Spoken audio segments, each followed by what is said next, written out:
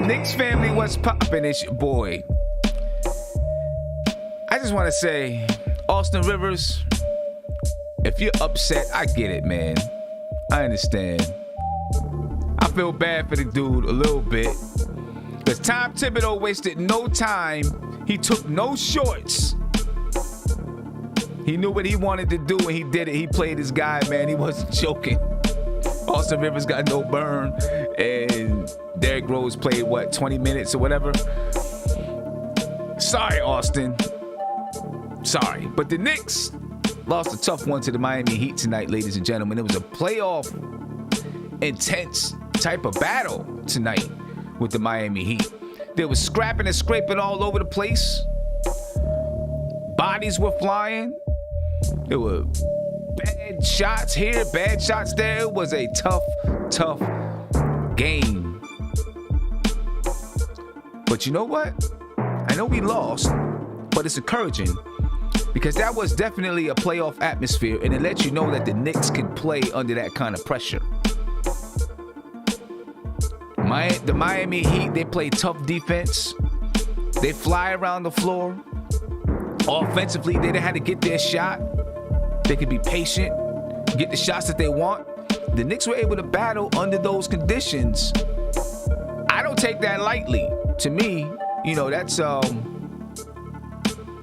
that's a good sign. That's a good sign from the New York Knicks. The Miami Heat was led by Jimmy Butler. He had 26 points, 10 assists, 8 rebounds, almost had a triple-double. Kelly Olynyk, he had 20 points. He really killed us in the first half. I think he had 14 of them in the first half. Bam Adebayo had 19 points. Duncan Robinson, he had 4 points, 5 rebounds. He didn't give us what he gave us the other night. Kendrick Nunn, he had 11 points. Tyler Hero hit some big shots. He had 15 points, 7 rebounds, and 4 assists.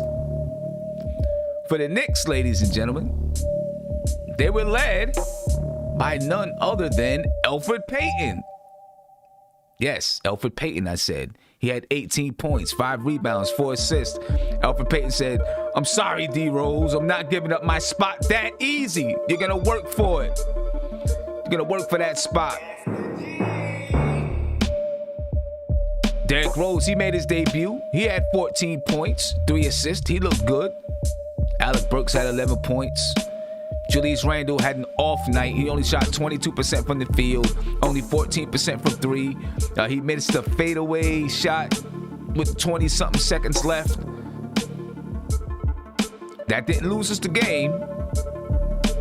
But I thought it was a tough shot for him to take. He only had 12 points tonight, 8 rebounds, a couple of assists. Tough game for Julius Randle. R.J. Barrett, down the stretch of the game, he had a layup. Nice play, could have tied the game up. Maybe faded a little bit away from the layup. Caused him to miss. Tough loss tonight. A lot of things to break down and go over and talk about in this one, ladies and gentlemen. So let's get our guys and lady up here. And let's talk about it because that was a tough one. That reminded me of some old school 90s style basketball. It was rough and tough, gritty and grimy. And it was a joy to watch. Excruciating, stressful, but it was joyful if those words go together. You know what I'm saying? Divine, talk to me, man. How'd you feel about this one? It's a tough loss. Super tough loss, but tough loss. I'm all right though. Long we battle hard like we did, I'm good. But refs kind of gave it, not to make the refs an excuse. But they didn't help none. Randall had an off night, man. So he earned the right to have an off night. He's been balling all year long. So I don't have a problem with Randall's off night tonight, even though we lost. That wasn't the reason why we lost, but just gritty, man. Big up to Derrick Rose.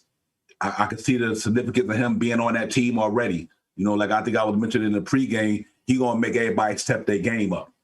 You see when Elfrid did tonight, came out, went out, stepped his game up. He'd been doing it, but even so with Derrick Rose. But Sim, I think we played good in a lot of categories, man. We would rebound. We went toe-to-toe, mano, blow for blow. That's all you can ask for. You can't really ask for too much more. And I always say when the defense game like this here, first one to 100 wins, they got the 98, they beat us by 2. But I take it, man. I'm extremely happy with what I seen tonight, man. Miami's a tough team. They was in the Eastern Conference Finals last year, and they about to go on the NBA Finals last year. NBA Finals. I last keep saying East. Yeah, I'm sorry. NBA Finals last year, and they about to go on a 7-game road trip. They trying to get what they can get, so they were going to bring their A game. But I'm not even mad, Sim. I just want to see us do what we're doing, because we're gonna get ready to go on our street pretty soon. I really believe that. We're gonna get to have some home cooking for a while, but we good, man. We there. We see them in the playoffs. Yeah, we might, if we end up facing them in the playoffs, it's gonna be a battle if we face them in the playoffs, man. Prince, talk to me, Prince. You there? I don't know. Prince looks preoccupied. Steph, talk to me about the game. I enjoyed the game. Like we was talking about before we went live, it reminded me of the 90s Knicks, where you had to battle for every single point that you scored.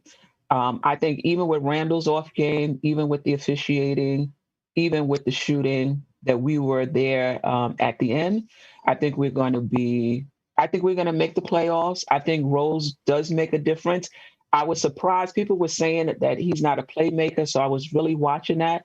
But I thought he saw the court really well, actually, and got players some good shots. Listen, the Knicks is different. And Tibbs, this guy is gangster. Rose came right off Amtrak or however he got here, right in the game. Yo, like he's crazy, man. He's not worried about what the fans think. He's not worrying about what Rivers thinks. He's not. We trying to win. Yeah, basically. No, and if you can help me win, you getting in right now. No so, joke. Yo, I mean, I would have liked one of these, but hey, it's crazy because he didn't even look. He didn't even stop to think like, should I put Rivers in or should I put Rose in? It was like, right, Rose, quickly, let's go. I was like, Shush. The last thing I want to say. Oh, sorry. Go ahead, Sam. I'm sorry. Nah, I was just saying, Austin Rivers on the bench with the mask on. DNP. Yeah. The last thing I want to say is that second team is more organized, and you see the difference in quickly when it's organized. He can't just come down and pump up any shot he wants to. He's playing within the offense. He's getting his shot off the offense. He does get in there when he can, but it's definitely more organized. So he may not, I'm not going to say he may not score as much, but his shots are going to come from different, a different way, yeah. Different play. Yeah, he's not going to just be dribbling all around and shooting the ball. Right, and that's a good thing though, because he's got to learn how to play NBA basketball. You know, he's got to know how to play it. But what I do like is every timeout on the floor, already Derrick Rose is in his ear. You know, I seen him in the timeout, and he was talking to him about maybe having his hands ready for whatever. You know, already he's in Quickly's ear, talking to him, helping him on the court, coaching on the court. I could hear, there's not many fans there. I could hear him coaching a little bit on the court to Quickly. So, that's going to be a very, very, very good relationship, I think, between those two. Yeah. Tony Crow, what's going on, man? Got to get it unmuted. I gotta unmute you. Okay. Let me get it over there. My bad. Go ahead, man. You hear me? Yep. Yes. Right. Shout out to the chat. Shout out to the panel. Your Blackest Time. What's good, sir? Yeah, it's a tough loss. I thought we had them early in the game. I was at work and I seen we was up 12. So I said, all right, let me focus and close up the store. I closed the store and we down 2 or 1 or something. I'm like, what the heck happened? So just like that, we relinquished the lead. But yeah, it was a tough game, man. Rose looked good. Your man Nerlens Noel can't catch the ball for Jack. You keep saying it and you keep doing it. He can't catch it. It's almost like, yo, you're going to have to score offensive rebounds. Like, because I can't even trust you. Like, for real. And the refs. You right, the refs were bad both ways. They missed calls on both sides, but I don't care about what they missed on the other side. Like, this those were crucial missed calls. Crucial missed calls. Yeah. Like it. Yeah, I don't We know. lost by 2. We lost by 2, and a couple of those missed calls led to free throws. Lost for Miami. possession. Lost us possession and led to free throws. You know what I'm saying? Yeah. So those were definitely bad calls. And I believe they probably scored 2 points off of 2 really bad calls. Mm-hmm. One where Bam Adebayo held Julius Randle. That should have been reversed. Right. And then there was another one. I don't remember what it was. Maybe it was, I don't remember what it was. It was off of Bam's foot. Off of Bam's foot. Bounds play, which led to the Julius technical. Julius technical. Which they missed, but I think they missed. They missed it, but it also led to a personal foul on Julius Randle, which led to Miami being over in the bonus. Yep. Led to Miami being in the bonus. All of those things. And those are calls that you got to be able to see it. The ref is standing right there. And on the foul against Julius Randle, how could you not see that Bam Adebayo had his hand wrapped around his leg? Yeah. It's terrible. That was ridiculous. So I really feel like the ref cost us 2 games this year. And that's crucial for a young team. But on the same note, that's somewhat of playoff refereeing as well. Exactly. So that contributes to this playoff atmosphere. We played well. We had a chance to tie at the end. So I'm not upset with the team. I'm just disappointed in the outcome. Yeah. Josh, how do you feel about Julius Randle's shot with 22 seconds left? You got to make that, Julius. You got to make that. I mean, he was falling away and everything like that, but he's our best player, and you got to be able to produce. I wasn't happy at all with Randle's output today. I mean, obviously he's going to have these games. I know you guys hit it on the head already. I'm not bashing him, so to speak, and I'm not bashing RJ for having another not good game. And I'm not even going to talk about the layup because I think that's going to come. All that stuff is going to come. But again, I think, I like the way the Knicks fought. This was playoff, just like the last game. They fought, and this is the type of games that we need to be in. But again, in order for the Knicks to be successful, their 2 guys got to show out. And they got to score the basketball. Elfrid Payton leading us in scoring is not going to cut it as far as our playoff aspirations. So no. I like the fact. I'm going to say one thing. I like the fact that they drew up a play for RJ to try to close the game out. That layup is going to come. It's going to get there. But I'm more happy at the fact that they honestly. Oh, you thought it was broken? I like the fact that RJ was aggressive. I think it was supposed to go to Bullock. Yeah, I think it was supposed to go to Bullock, but there's always secondary actions off of each play. Right. And then, RJ got it. He went to the basket. I seen Ishmael Rivas said he should have dunked it. No, he was not going to be able to dunk that. Not over Jimmy Butler. Jimmy Butler was right there. That makes no sense. Maybe he should have tried to go a little bit more towards the basket and get the foul, but this is a shot that, he makes, and it was well contested. That was a tough shot. Now, as far as Julius Randle's shot, I didn't think that he should have tried to isolate from the top of the key. I already knew that was going to be a tough shot. Right? Because there was no movement. Everybody's stationary. Everybody's watching him. And he's at the top of the key, which he's normally good at the top of the key. Right? But with Miami's defense, the way they fly around, I didn't think it was a good shot. I thought he should have just handed the ball off, used that 22 seconds to try to get, if the ball was going to come back to him, get the ball while he was on the move in a better position to shoot the ball, especially in a night when he wasn't shooting well. Right, I thought that, but listen, with Julius Randle, that's a learning process for him too. Learning how to be a closer. He's 26 years old. Second year he's kind of in this role. Last year was not good; it was a disaster. This year is better. It's more organized. He's got to learn. He's got to learn how to handle that. You know what I'm saying? What else can you say about it? I think he could have made a better decision there. Got the ball moving a little bit, got the defense moving a little bit, and then try to get the shot. But it didn't cost us the game. We still had a chance to tie the game up with that last shot there, and it was a very, very good look. It was just missed, just came up a little bit short. I think RJ Barrett makes that 8 out of 10 times. He knows it too. You can tell right after it creeped off the rim, he just was sitting there. He normally makes that shot. That's why I'm not really upset about it. Obviously, I want him to make it, because again, that's the next level for RJ being clutch like that. But at the same time, I like the fact that he was aggressive and that somebody other than Julius Randle had the ball at the end of the game. Yeah, this is what I've been asking for, and I think that layup will fall. It's going to fall. So yeah, it'll fall. I mean, the good thing that you like is that, Prince is muted. Sorry.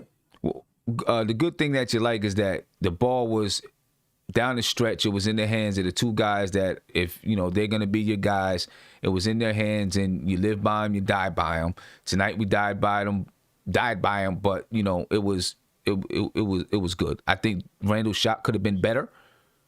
Right? I'm not going to be mad about it and complain about it, because that's the position that he's put in.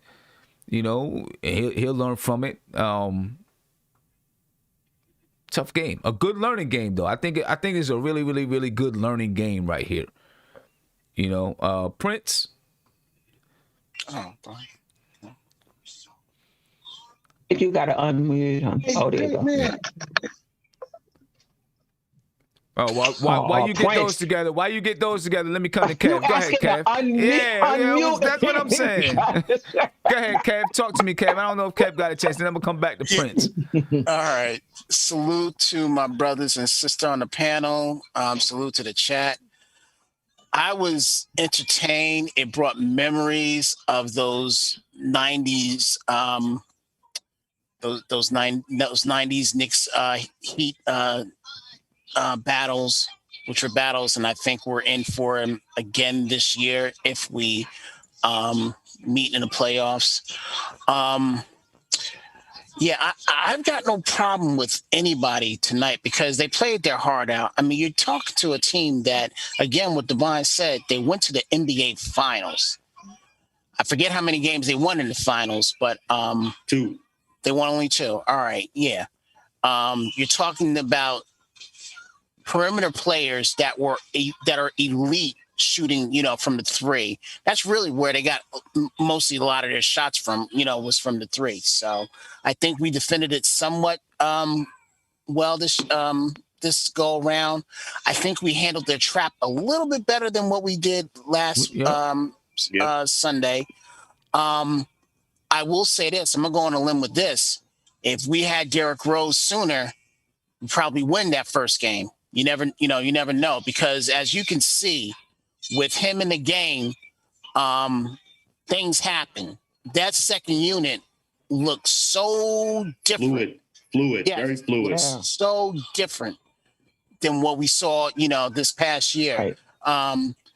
I would say this past year, you were always looking for one person on that unit to be compelled to, to score the basket.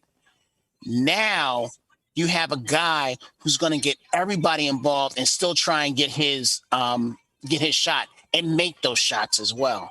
So, like the pass to Obi, that was a thing of beauty. And that's all Obi's been asking for, is to get more involved. I think that's going to happen. Yeah. So, I think that for a little while, Derrick Rose being in that second unit is really going to be what's needed, to be honest with you. I know people are going to be calling for him to start over Elfrid Payton, and I get it. I understand it.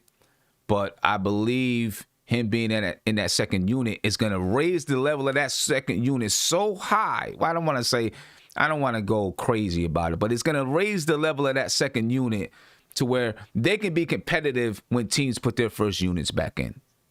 Sam, and they can go a little bit. You know what I'm saying? I'm sorry, I didn't mean to cut you off, but I thought that it was going to be Quickly playing off of Rose. It was the other way around. Quickly was bringing the ball up, and Rose was playing off of him. Mm-hmm. That's why I asked that question.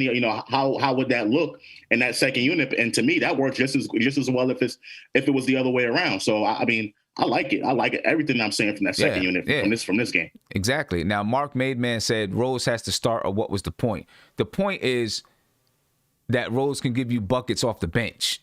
That's what the point is, which Austin Rivers was not giving you, besides a few games, was not giving you buckets off the bench.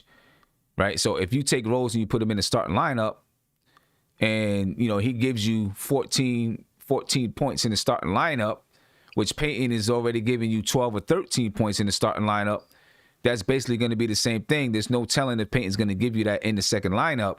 You might as well just let, at least for right now, let Rose be in that second lineup, see if he gets that second lineup together. And if they start to develop some chemistry, what's the point in making the move? I don't know. We'll see what happens. Could he end up starting? Yeah, he could end up starting, but I like the way that the second unit looked. I think he ended up starting after the second half of the season. Yeah, well, I mean, he could. He could. We'll see how that goes down. I know in Detroit they said that he preferred to come off the bench. You know what I'm saying? That was his preference. It wasn't even the team. It was his preference. So we'll see if that's going to continue to be his preference or not. But the second unit looked much more organized. It looked good defensively. It looked good. And people are like, I see people in the chat blaming Peyton for the loss. Like, unbelievable. That's unbelievable, and it makes no sense. Unreal. Like in the first quarter, when no one could score, he had half of the points keeping the team in it. You know what I'm saying? He led the team in scoring, not because it's his fault, but because other people were not scoring. Makes no sense. It's crazy. Yeah, that's just people, that's just people just having a vendetta or whatever it is. He played well today. You don't want him to be your leading scorer. I get it. You know what I'm saying? Because we have other people to do that. But if he has to be, if it has to be, then that's what it is on some nights. It's going to happen that way. Talk to Julius Randle. He's the one who didn't score. Go ahead, Kev.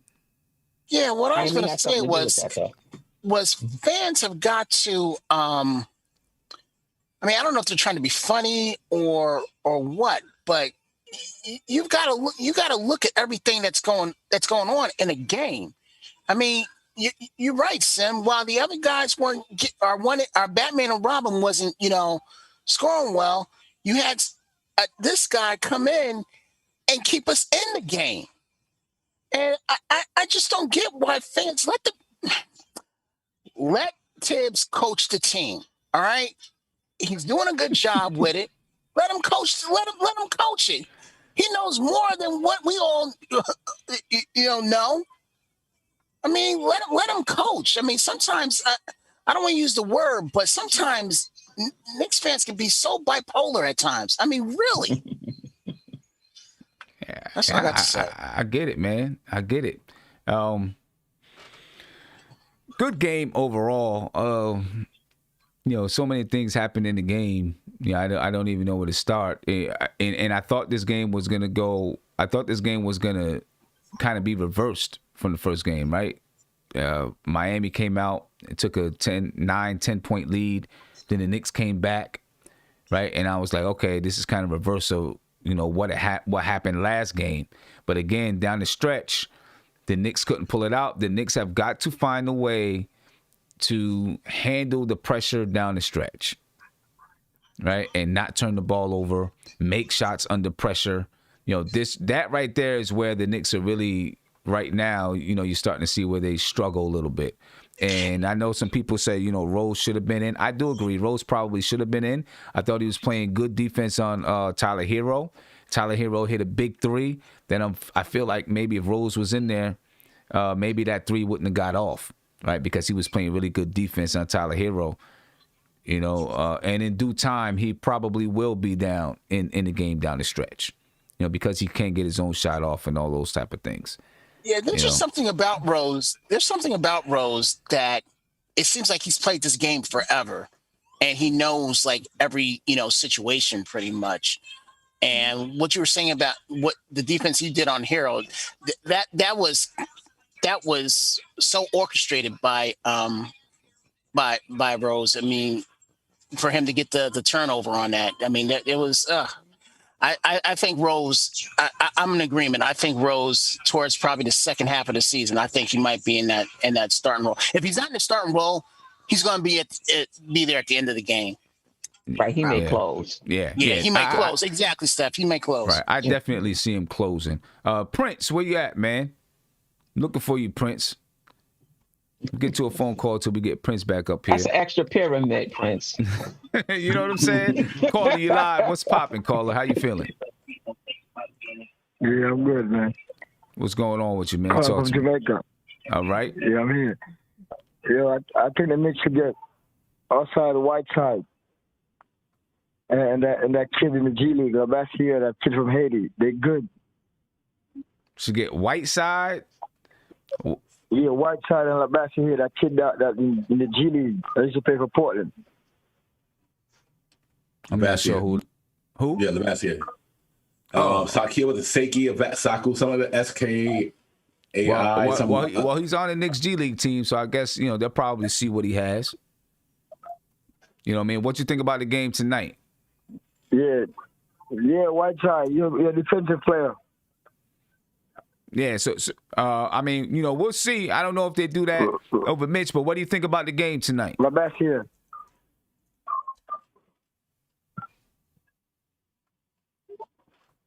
Get to another caller here. Maybe that's his cousin. Maybe that's his friend or his cousin or uncle or something like that. You know what I mean? So now looking at the team here, right? And the way that we played tonight, really, both teams played a good game, enjoyable game. But where do the Knicks go from here? Right? How do we now start to take steps with this team? Obviously, we got to get them together, help them to build some chemistry. I'll say this, Derrick Rose played well tonight, and he was hitting. I would expect, maybe he plays another game like this, but soon, he's gonna maybe have a couple games where he's not hitting since he just came back from a couple of weeks. Because a lot of times, what happens, like I was saying earlier. If you haven't been playing for a couple of weeks and you got your adrenaline pumping, you come in and your shot's hitting, and you're playing well. And then you got to start to get used to the team, learn everybody's tendencies. They start to throw some plays in there. Although he might be familiar with the plays, you got to get used to what different people are doing. And then, now you're thinking a little bit before it starts to go. So don't be surprised if he has a game or two where, he doesn't look like what you think, and then it'll level back out. You know what I'm saying? But where do we go from here? Actually, before I get to that, before I ask you that, let me just look at the, not the box score, but look at the numbers behind the game, and then we could talk about where we go from there. All right, 98-96, the Knicks lost to the Miami Heat in a battle for teams that are fighting for that 10th seed. In that 10th seed running, but Miami might be moving above that. You know what I'm saying? Now that they're starting to get healthy again. The Knicks, they feasted in the paint on them. I don't know if I say feasted, but they out-rebounded them 46-38. They held Miami down to just 21 assists tonight. They played very well, very good defense on Miami tonight. Way better than I think they played in the previous game. Knicks had 8 steals, 5 to Miami. 5 blocks for the Knicks, 6 for Miami. 14 turnovers for the Knicks tonight. Only 10 for Miami. The Knicks held Miami at 37% shooting, but they knocked down 42% of their three-point shots. All right, the Knicks shot 42.5% from the field, and they hit 35.7% of their three-point shots. The Knicks were only 75% from the free throw line. Miami was 82%. But I don't know if that tells the full story because Miami, they lived at the line tonight. All right, the Knicks shot 16 free throws for the game. Miami shot 39. Like, that is a huge difference in this game. A huge Props to difference Miami's in the game. defense. Props to Miami's defense. They were getting after it. They had us. There was a lot of times where we couldn't do anything with the basketball. We couldn't do nothing. Yeah. Miami's defense was really, really good. It was really good. It was really good. They're a really good team. You know what I mean? And the Knicks played some defense like that too, where there were times when Miami weren't able to get a shot off. And they struggled to find a shot. Points in the paint, the Knicks had 36, Miami had 14. The Knicks had 20 second chance points tonight, and only 8 to Miami. And then 7 fast break points for the Knicks and 8 fast break points for the Miami Heat. But this was really good game played. You look at that free throw disparity though, and that tells you a lot about this game. A lot about the game. 32 for 39 were the Miami Heat. They made 32 of their points came from the free throw line. Only 12 of the Knicks' points came from the free throw line. They were 12 for 16. That's a huge disparity. You know what I mean? And I don't know, what does that say to you, Divine? Why was there such a disparity? Was Miami just more aggressive? Or were the Knicks just whacking more? Or what? Julius Randle shooting jump shots. That ain't his game. I know he's hitting the 3-point shot pretty good this year. I'm not saying Julius Randle's fault we lost, but Julius Randle was shooting a lot of jumpers lately. He need to get in there. Also, get that body and on that big body he got. But we were shooting, a lot of, we wasn't taking it to the hole. RJ had a kind of not so much good game tonight for it to go into the hole. They was going in the hole battling. We was shooting jumpers in mid range, but it's hard for me to even get upset at anything tonight, Sim, because it's just one of them games where we play one of the best defenses in the league. And I really can't say we need to play the way we play tonight. You know what I mean? Because like I said, if Julius Randle had a Julius Randle night, and you got to look at Emmanuel quickly right now. In his last couple of games, 5 points, 4 points for the rookie stuff sets in. Sometimes you had good nights where you can go 31 on a team who don't play good defense. But when you run up against cats like you ran up against tonight, you best believe your offense ain't gonna look the same. I don't care who you are. When you run up against a team like the Heat defense, your offense is not gonna look good. I don't know what to say other than that. You're right. But I think we was more in a mid-range game and 3-point shots, because like I said, Julius Randle, I noticed tonight, and even like Clyde said, Julius, that's not your game. He's starting to shoot a lot of threes because he's doing good making them. So I can understand that he's going to attempt them. But I also like to see him, ground and pound in that paint like he's been doing and get the man one. But Bam Adebayo, man, them boys and Jimmy Butler, man, that's some good defenses though. So that's about it for me. Yeah, and I think part of it too, and Tony Chrome coming to you, part of it was also that Miami played zone, which forced the Knicks, stopped the Knicks from being able to get inside, and the Knicks played well against this zone. They get, probably starting to get comfortable playing against the zone a little bit more, but it still keeps you outside, forces you to shoot a lot of jump shots, mid-range shots, and then now you can't get to the foul line. You know what I'm saying? Anything else you see in there, Tony, that prevented the Knicks from being able to get to the line? Because I think that was a big factor tonight. I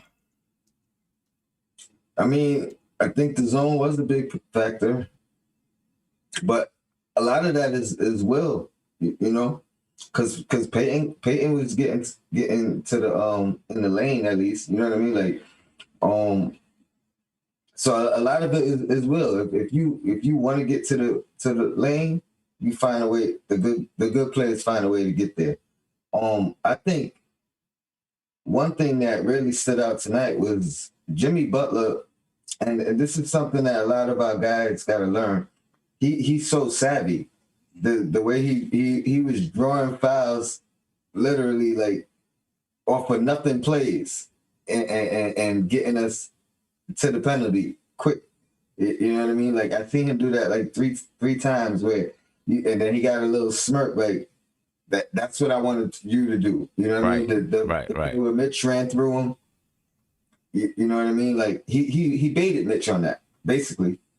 And I think that could have went either way, but it's going to go. Really affected the game. Yeah, Butler's smooth, man. He's real smooth. He does a lot of things effortlessly on the court. You know what I'm saying? Doesn't look like he's working hard to get it done a lot of times. Just a smooth wing, a wing that would fit this team perfectly.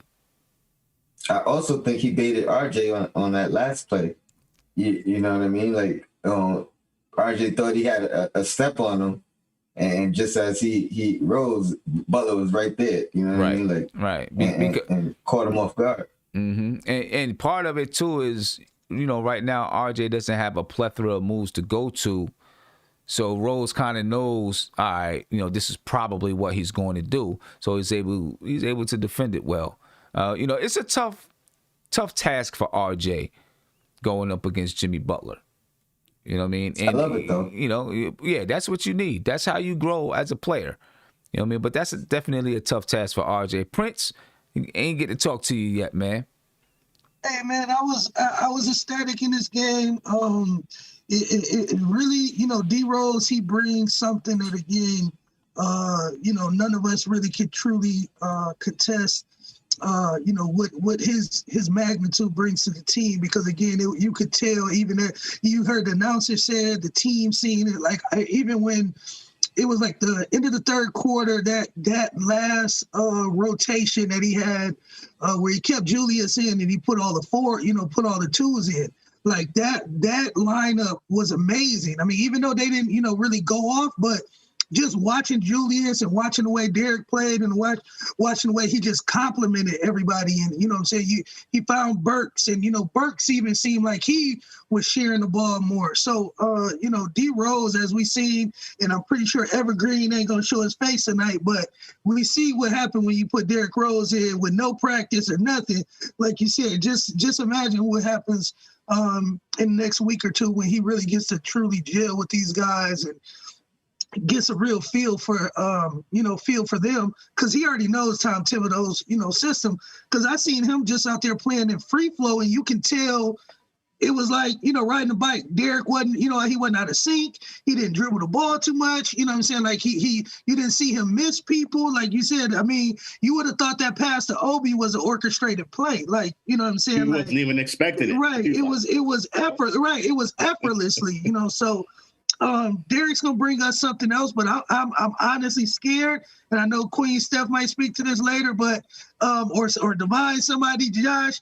I think we on a slippery slope, y'all, because again, I think we're gonna have a lot of people start drinking that instant gratification juice, and they're gonna want us to push for the playoffs now, because again, the way we played tonight, that was playoff basketball. And again, we get another player or two to galvanize this team. I don't know where it comes from if you really make that move this season, but you know, it's scary. We could be something scary.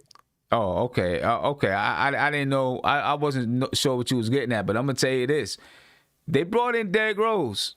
Their plans is to try to make the playoffs. Yeah, that's what their plans are, bro. They didn't bring in Derrick Rose just because. They brought it in because they say we think this guy can help us win.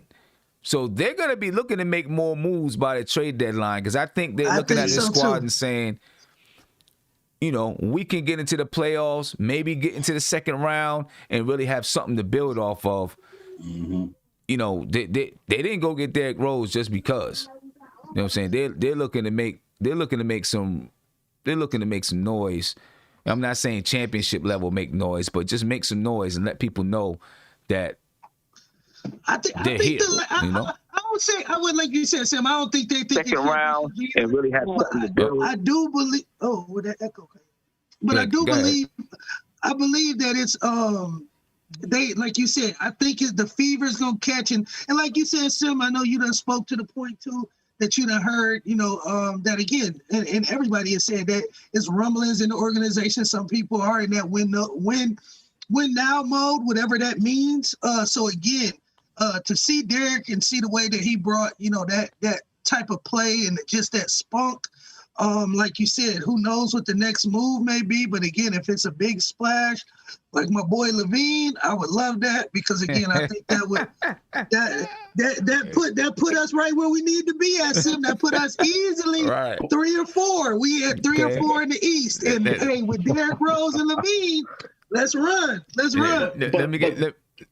ahead, Josh. Let me get to this phone call. Go ahead. Real quick, I mean, tonight is basically a microcosm of what I've been saying, you know, for the past few weeks.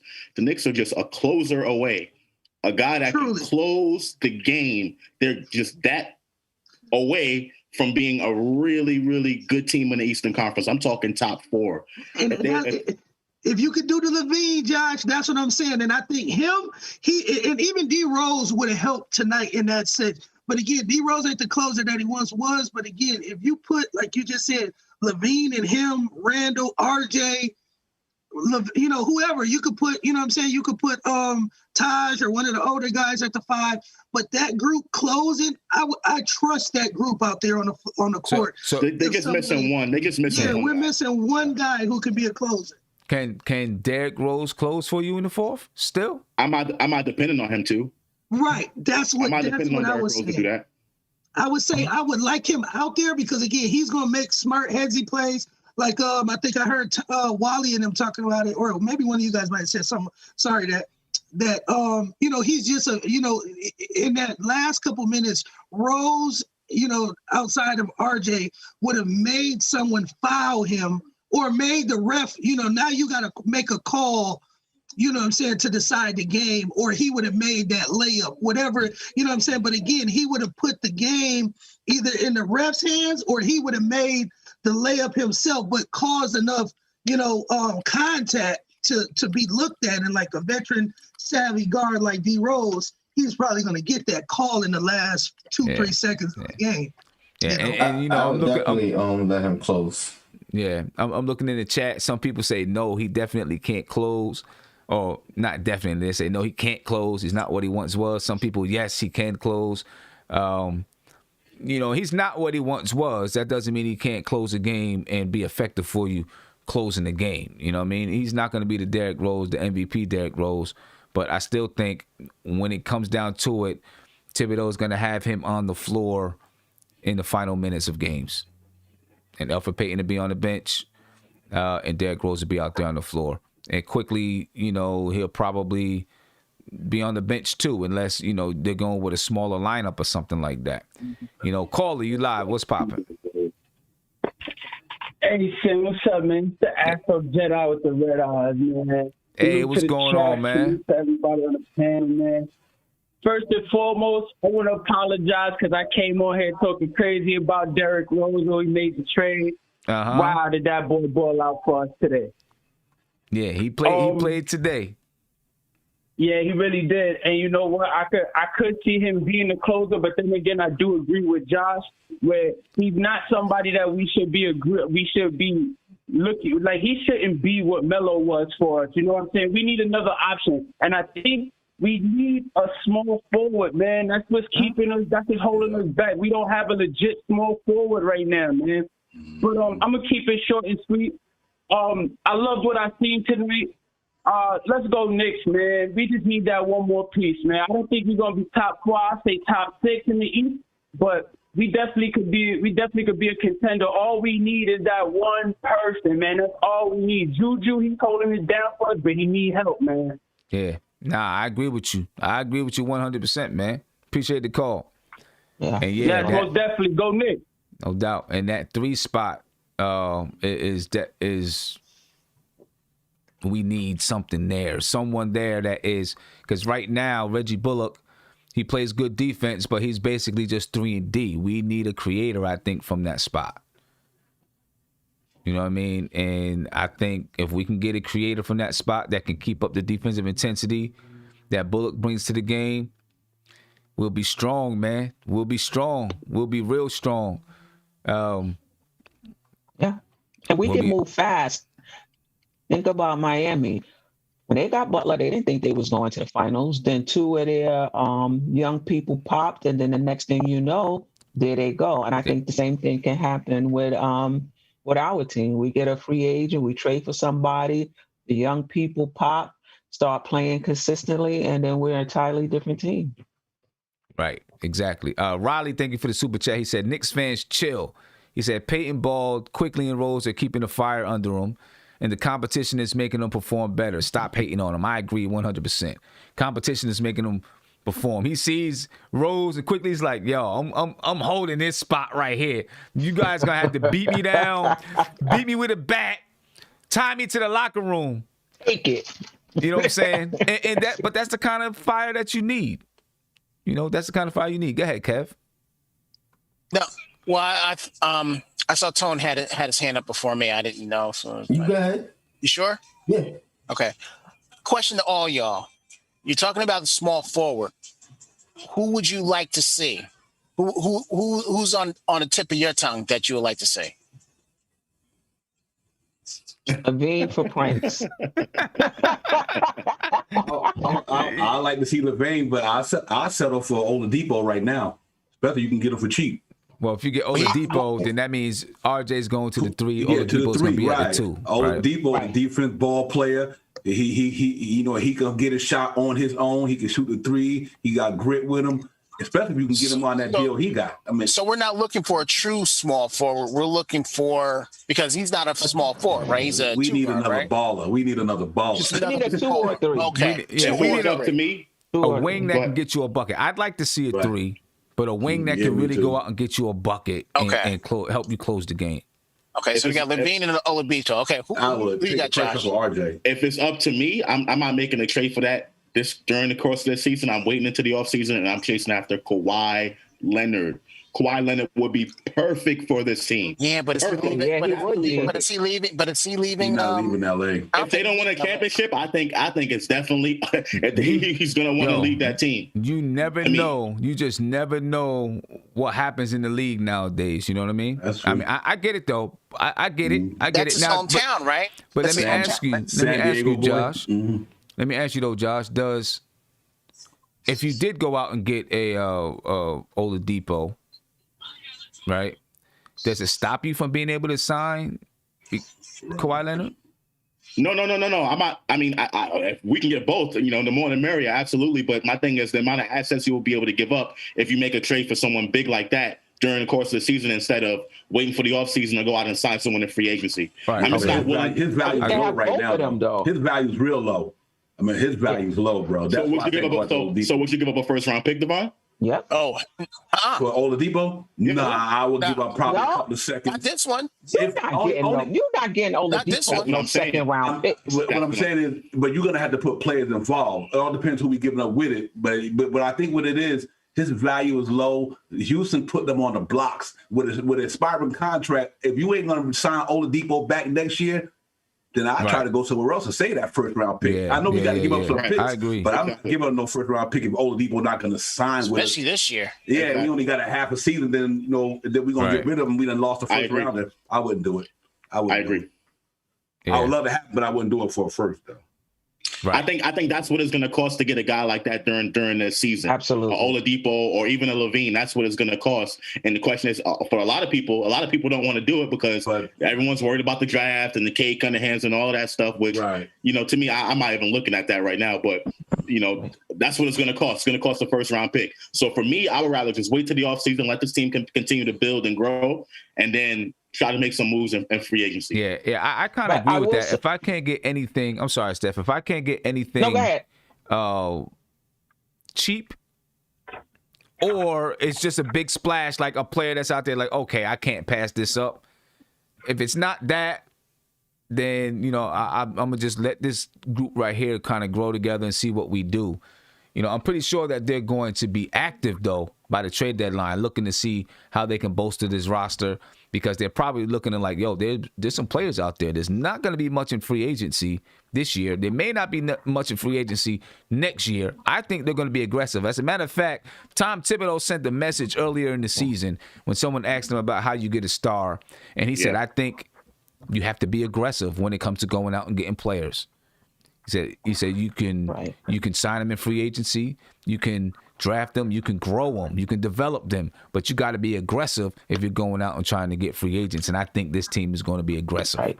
See, this is what trying makes to me build the so roster. angry. Yeah. This is what makes me so angry with about Steph. Go ahead. I'm sorry because you were trying to go in. Go ahead. Say. No. It's fine. It's fine. It's All fine. thing I was going to say was this is what makes you so angry about Kevin Knox. I mean, because he has the perfect body, the perfect Right. skill set, but doesn't have this and doesn't have this either. I mean, he could have fit right. He could have fit right in for that. We're asking for a small forward. He could have fit right was his into that. spot. That was And his spot That to was take. his Yeah, spot. no, He did. that- was his that's- spot.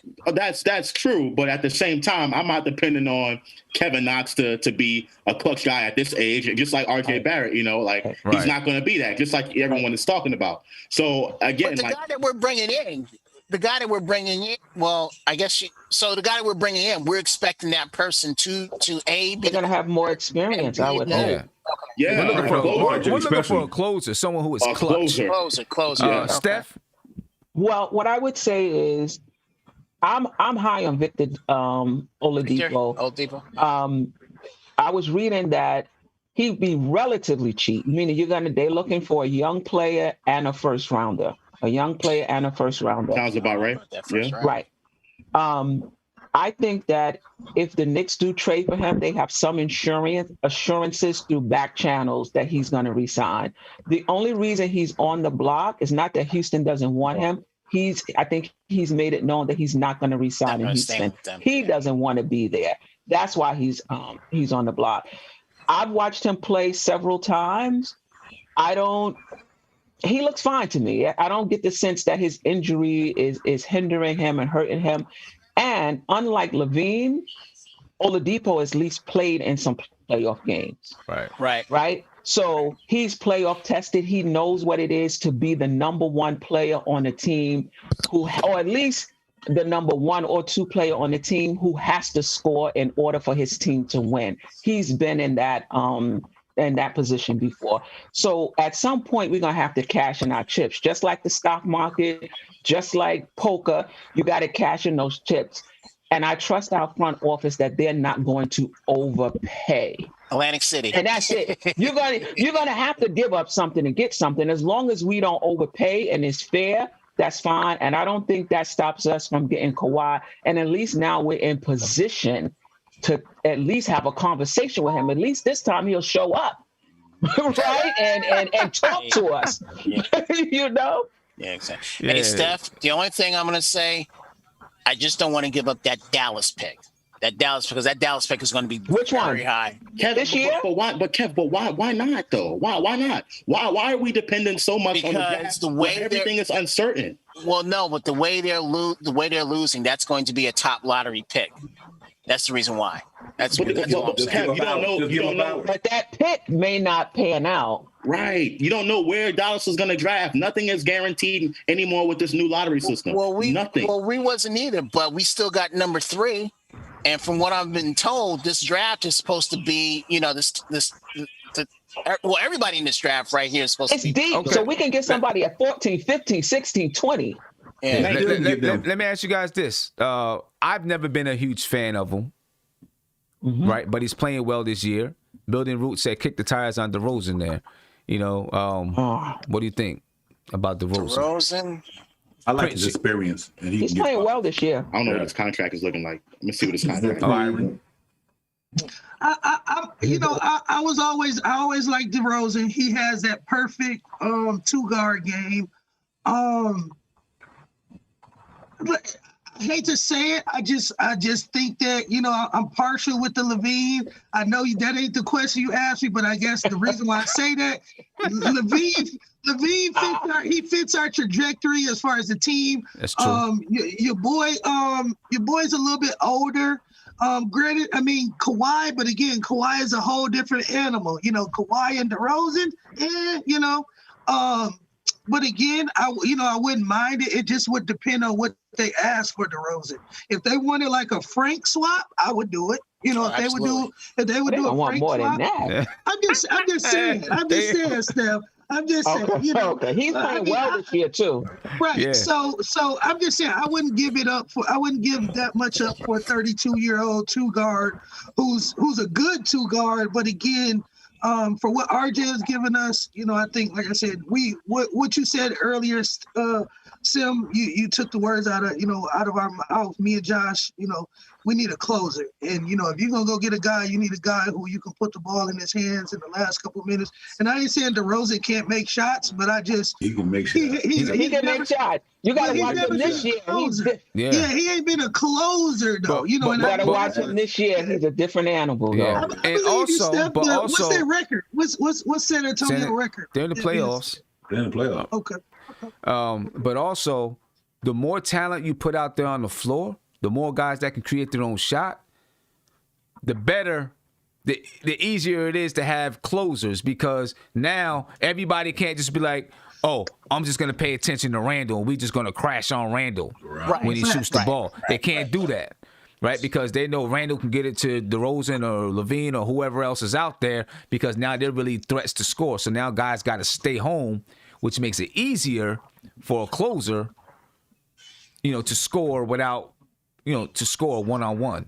You know what I mean? So now you can look in Rose or Randall or RJ. They can go one-on-one and score the basketball, as opposed to having a bunch of guys flying at them. So that plays into it as well. DeMar DeRozan's averaging 20 a game, 5 rebounds, 6.8 assists so far this season. That brother can get it. He's been getting it for a long time, man. They be hating on DeRozan. DeRozan's the real deal. And San Antonio is currently 5th in the Western Conference. They're 14-11. Mm-hmm. Kev, what about Bradley Beal? Would you trade a first rounder for him? Of course. But I don't think he's going to be on the block. See, this is what I'm talking about. Oh, my God. I would. Kev, you said no. I can't lie. I would. We're so stuck on these first round picks. Yo, Cam Cunningham, all the kids ain't going to be no Bradley Beal now. Yeah, they won't be none of them. Not soon as they walk out. I mean, not soon as they suit up. They go hoop. Yeah, a couple of them might hoop, but no. Yeah, go ahead, Tony. Then I'm going to get to this phone call. Go ahead, Tony.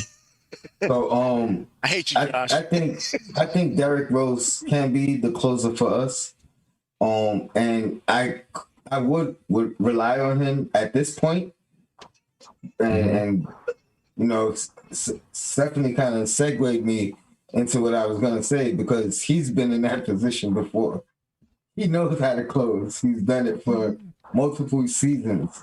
So the fact that he's done it and no one else on our team has had that responsibility before. New to Randall is new, RJ, we want him to develop into that. I would put the ball in Rose's hands to close games. And he's a much smarter player than he was in his youth when he did it. When he did it before, it was based off his athleticism. Right. He remodeled his whole game. Right. And you can see it too. And I think that's going to put him in a better position to close. We're not going to get the dunk to finish the game on two people, but he's going to draw the defense away. And now he passes out of that. You know what I mean? Now he makes the right play. And he still finishes strong. Like he has all the same attributes of a closer. He just doesn't have the athleticism that he used to have. Right. So right now I would do that. As far as DeRozan, if we didn't have Rose, I would have definitely traded for DeRozan and used that to lure Larry in next year. But the fact that I see you, Tom. The fact that I believe we're going to re-sign Rose, I think it's going to be a different direction. I'm interested to see what they're going to do. Okay. Caller, you live. What's popping? Hey, Caller, shout out to the chat. Shout out to the panel. How is everybody doing? It's your man, Savvy. Savvy, what's going on, man? You was at the game tonight? I was in attendance. Tell us how they look, man. Up close. How they look up close. Talk to us. I loved what I saw from Derrick Rose tonight. I love the passing action I saw from him especially. One thing that I felt like happened tonight was that we were swinging the ball more than we were doing those stupid cross-court passes. You said we were swinging the ball more than we were doing cross-court passes. Mm-hmm. Yes. And that is what we need to do more of, is swinging the ball to the man adjacent. Unless Derrick Rose is the one handling the ball, because he throws a beautiful pass over a defender. Julius can do it too, but sometimes he can't get over. Yeah, you're kind of breaking up. It's a little hard to hear you, Savvy. It's a little hard to hear you. You're real muffled. Real muffled? Yeah. Hold on just one moment. Yeah. So while Savvy's getting that together, can you hear me now? Go ahead. Say something, Savvy. Can you hear me now? Yeah, it's a little bit better. Sorry about the muffling. I'll try to make this quick and clear. Hey, Savvy, I'm gonna have you call back because it's still kind of muffled, breaking up. Call back for me. Get to another call here. Caller, you live. What's popping? Hello, first time, long time. Appreciate you. Thank you for calling in, man. Yeah, thank you. I'm not a Knicks fan, but my cousin is. And I Okay. keep telling him to hold on, and hold on, and hold on. But he ready to go down the street and be with Kevin Durant and all that. No, tell him don't do that. Oh man. What? Can't come Exactly. back I'm if you telling him do. to hold on. That's right. No What back to can I you. tell him that can hold him on just a little longer for y'all to start to contend and he can have some hope? Because he wouldn't watch tonight's game. I told him tonight's game was a version of y'all if y'all get a couple pieces and maybe someone happen. He won't do it. He won't do it. So he already switched over to Brooklyn. Hey, let him go, He's man. ready to, but he won't. He will not watch no Knicks games. I'm watching the Knicks for him. He gives him some hope, some type of. You a true cuz. Tell him, listen, man. Tell him if he switch over, I better not catch him in the street. Hey, that's exactly what we'll see. But I'm trying to tell him, don't do it. Just hold on. But he was upset with the off season. He wanted Russell Westbrook badly. That's Josh, Then homeboy. the Harden trade. Julio. Right. I don't know. I don't know what to tell him. I thought y'all might be able to tell him something or give me something to tell him. But I mean, I don't know what to do. Tell him to watch the games. Tell him just watch a couple of games. Tell him to replay this game. Yeah, we lost it, and see how they play. That's all. got you. See how they I play. got you. Because And if you don't Subscribe to the MBK channel. We'll straighten them out. playoffs. yeah, Tell him to I'll subscribe. the next time and see what the reaction. Let y'all know what the reaction was. okay, and tell him come check out the show and call in. We'll get him. I'm gonna make him call. Yeah. I'm gonna make him call. All right. Thank y'all. Have a Appreciate good you, one. man. All right, you're Peace. welcome. Nah, he can get some Knicks and Brutus. Plug it all the time for you, Toe. Yeah, man. Yo, Sim, can I say something? Yeah, go ahead, Savvy. All right, can you hear me now? Am I clear? Yeah, Yes. you're clearer. You're more clear, yeah. Okay, beautiful. Okay.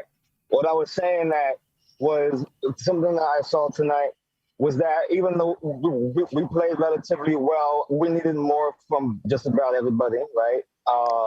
It seems like somebody's tired or sick. I'm not sure. I miss Frank. I feel like he could have helped us tonight defensively. And one thing is that when you cannot shoot the ball consistently from the three, we need to get over this cultural influence of the lack of importance of a two-pointer. There's times where we'll get the ball in transition, we'll bring it back, we'll slow it down so that we can set our offense, right? But then we won't use that much of the clock. And I'm like, we're not using that much of the clock and we're taking threes that we have no good reason to take. And I feel like 2 points at a time is not a bad way to chip away at a game like this. Even though we're in the league, we didn't give it up until the fourth quarter. Sometimes it's good to step into the line rather than step out of the line. Right. And I wanted to see more of that because we would have won this game. Some of the fouling hurt me, but overall, you know, I feel like if there was more fans there, it might have wound up different. Because I'll tell you, man, I was in the American Airlines Arena tonight, and New York was out there, but it just wasn't enough of us. There was more Heat fans, and they were louder, and they pumping that fake crowd noise.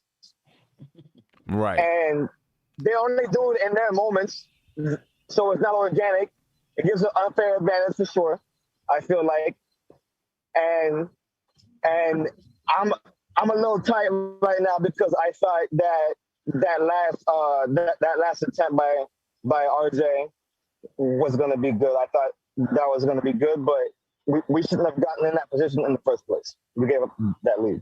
Yeah. So, I needed to quickly end the game sooner. So. Yeah, listen, it was a tough game, tough battle, and you're going to get in those positions. It'd be nice if they really have nice game. a closer that can not put them in that position. But, it's coming. That's all I'm going to say. It's coming soon, man. I think it's coming soon.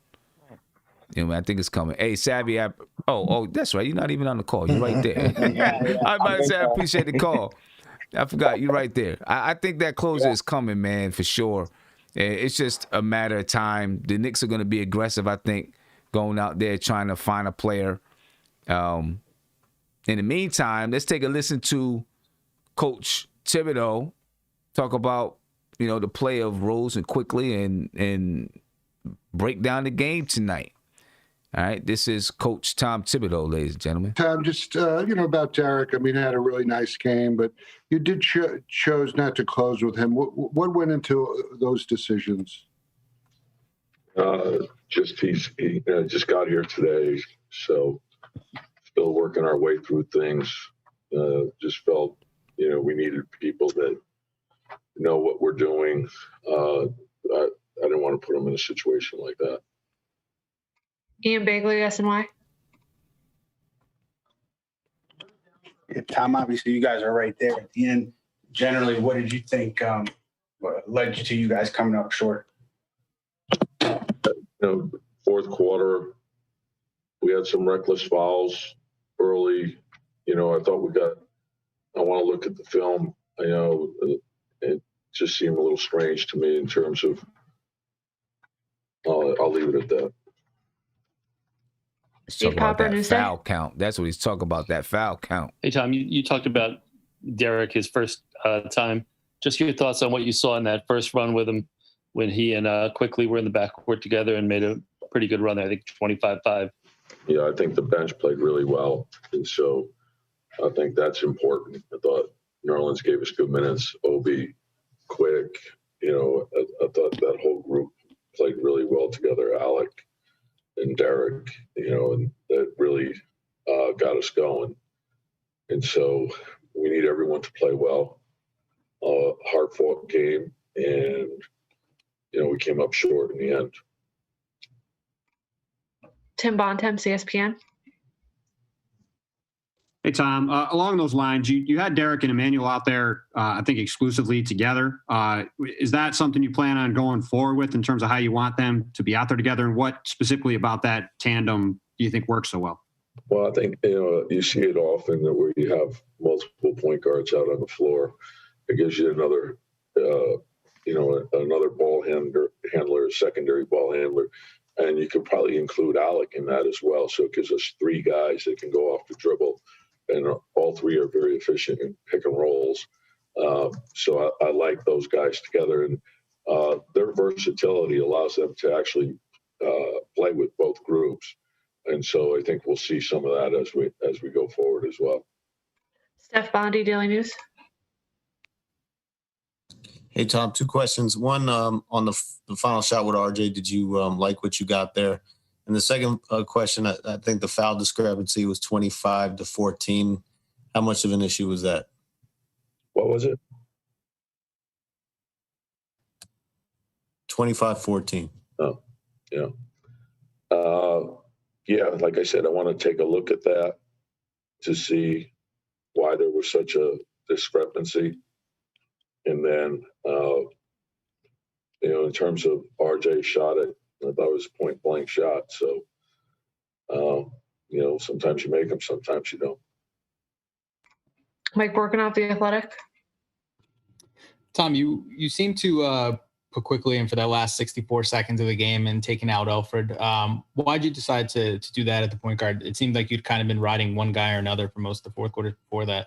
Yeah, I just, I think I felt like it would open the floor up a little bit more, and particularly the way the game was going. And, there was a physicality to it, and I was trying to create some more space to see if it could open things up some. So that was the main reason behind that.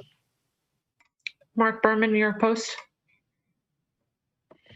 Yeah, Tom, Austin Rivers is one of the team leaders and veterans. I mean, did you talk to him about, this possibility? Was he aware that he may not play?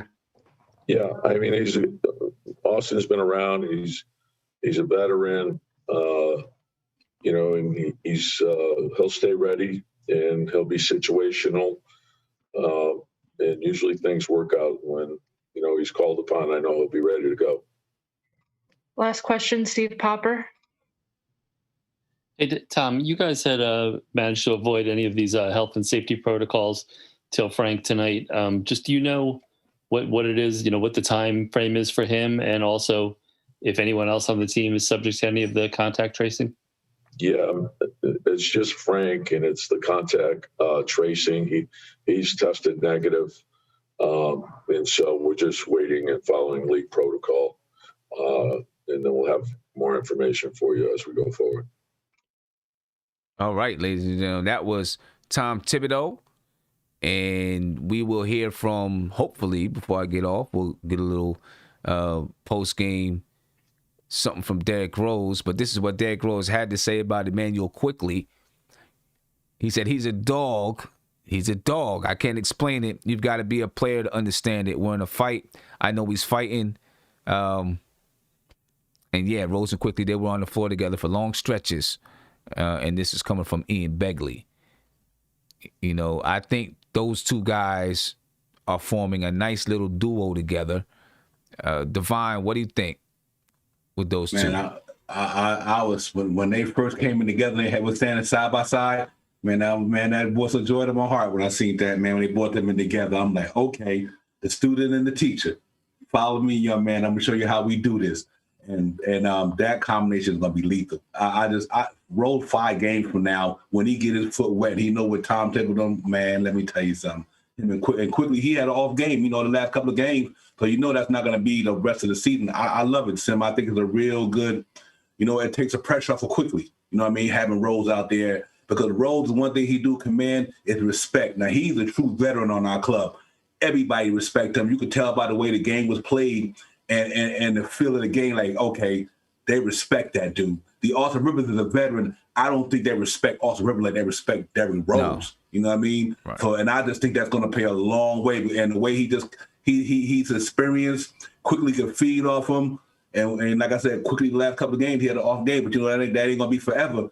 I just think that him and Burks and Quickly, I think that's going to be something to watch, man. Derrick Rose will get them boys the ball where they need it at. You know what I mean? I think Quickly got a lot to learn from him. I'm thrilled about it, man. I think that's going to be a nice combo because they both combo guard. They can play combo. You know what I mean? Right.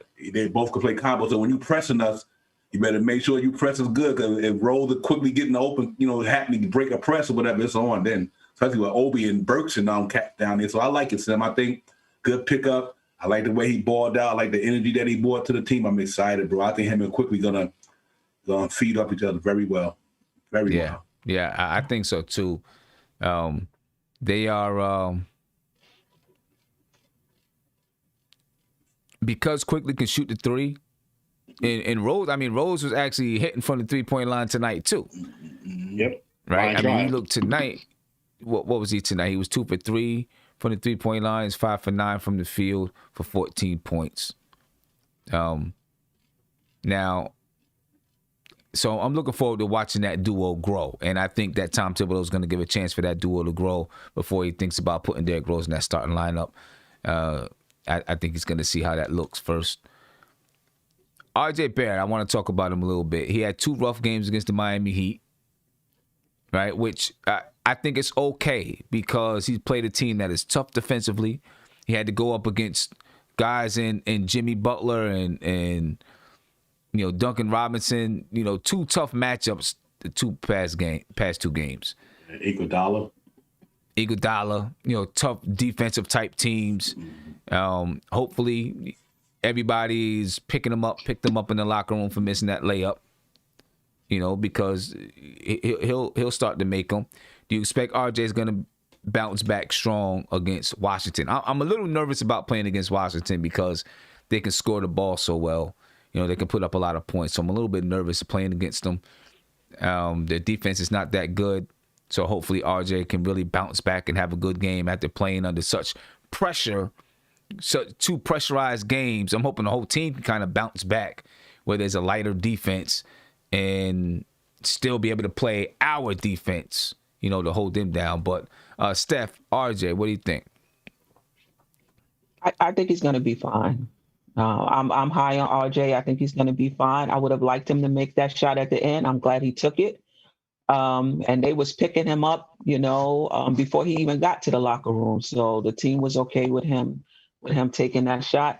I think playing against Washington or anybody else, Knicks, after this Miami game, it's going to seem like you playing in the playground. Because Right. you're not going to see any other defense like this, And the last thing I want to say, Rivers is now situational. Situational is the kiss of death. Knox, Ntilikina, Rivers. Soon as he say you situational, it's a wrap. Well, hold on, Steph. He didn't say Knox was situational. he didn't give Knox a situational. Oh, he did. Okay. Knox has been getting DMP'd. Nobody asked about Knox just yet. But again. Okay.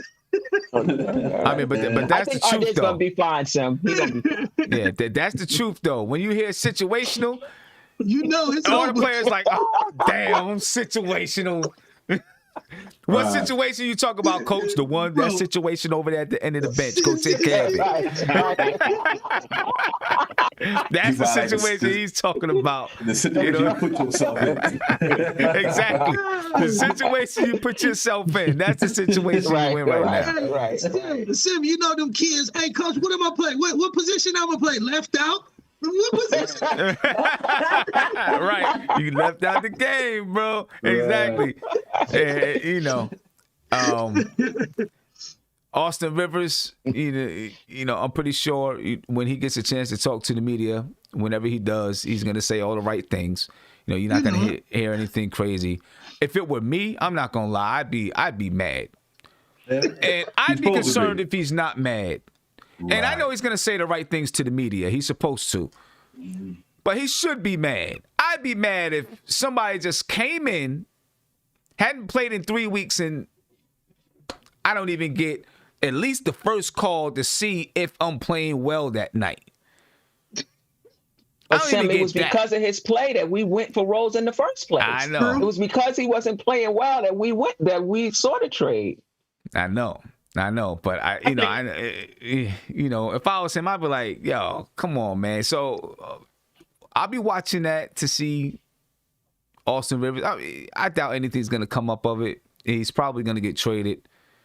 There's no reason to have a guy like him who's 28 years old, just entering what should be his prime, just sitting there on the bench, not getting any burn at all.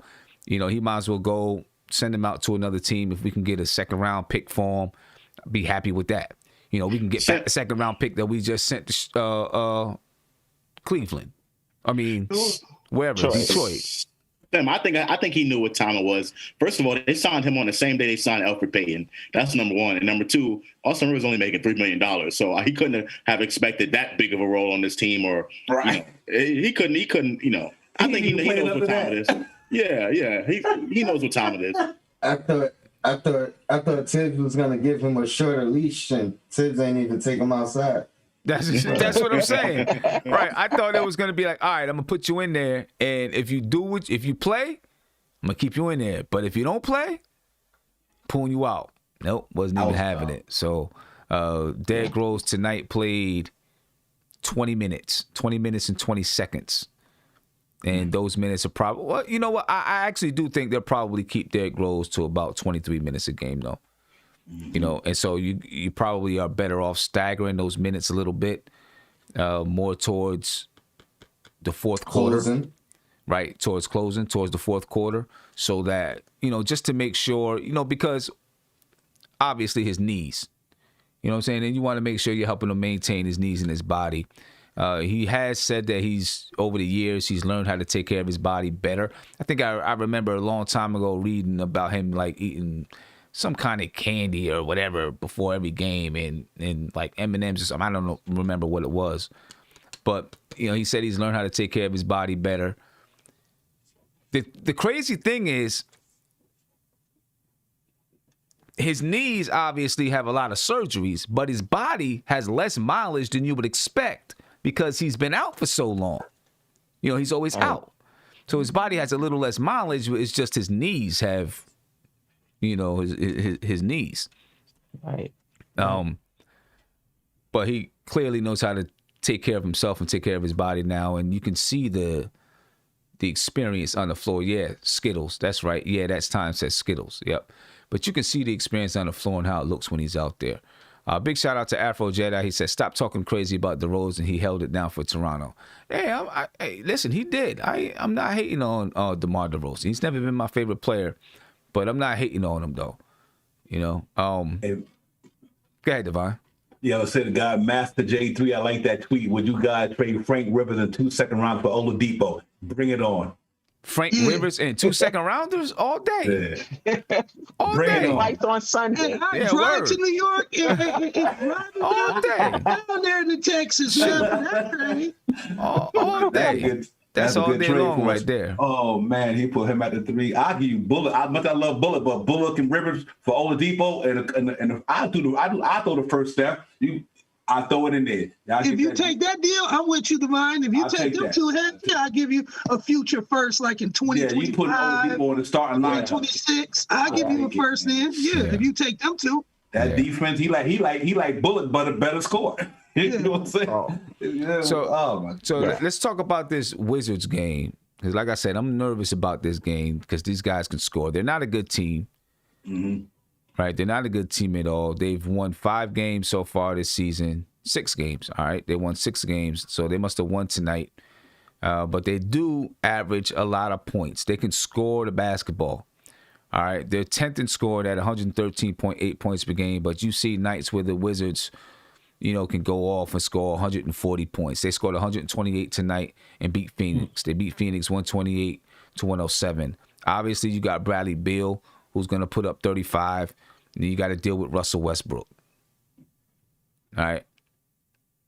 What do we do? Tony, I'm going to start with you. What are we going to do against Washington? We got to contain Beal for one.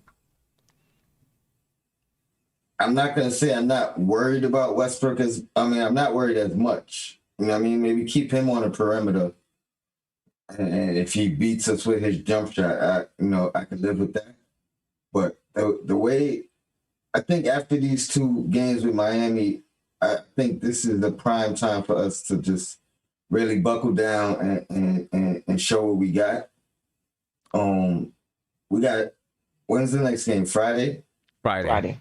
So we got a couple days to, get Rose acclimated and really start to make a push. I think this might be the turning point of our season. I really think going against that defense, they're kind of like a mirror image of us. You know what I mean? They shoot a little bit better.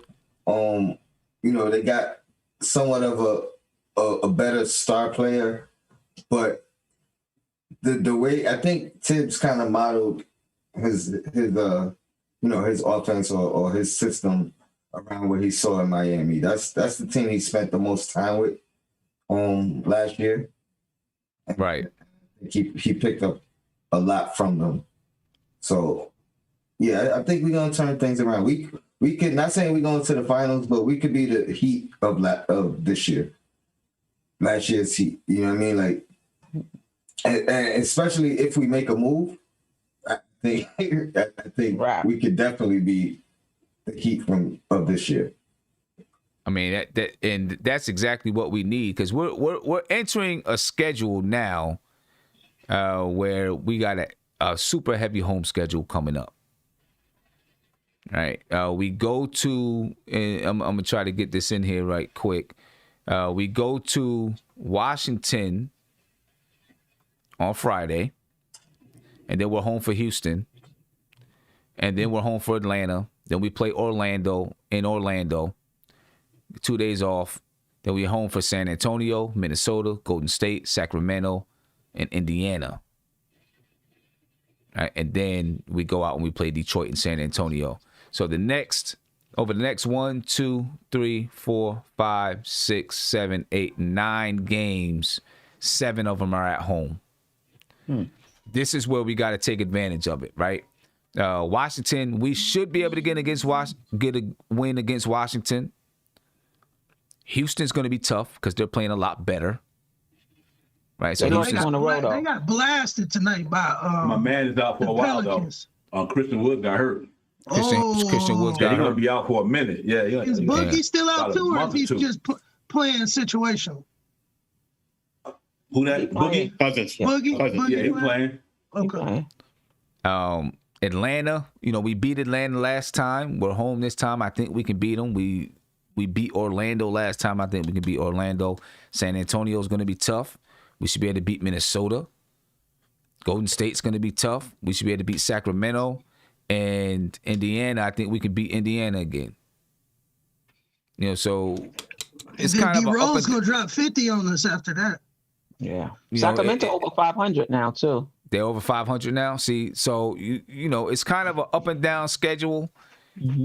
But I believe I agree with you, Tony. This is the time right here where we've got to make a run. We haven't been able to put together more than a 3-game winning streak. I think it's about time we hit a 5-6 game win streak or something like that. That'll boost the confidence of the team.